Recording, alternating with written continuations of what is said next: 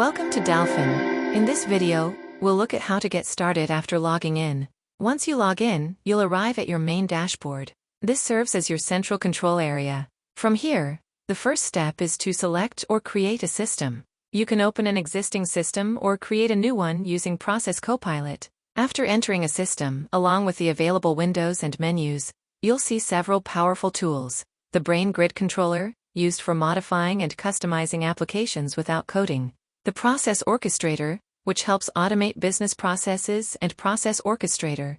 The AutoML and AI module, used for building predictive models and generating intelligent insights. The Business Intelligence module, commonly used for creating dashboards and reports. And the Settings section, where you configure system and organizational preferences.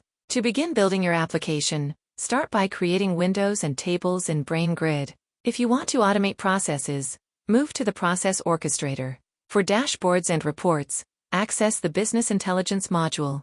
Dalfin is structured to guide you step by step, from defining structure, to configuring logic, to generating insights.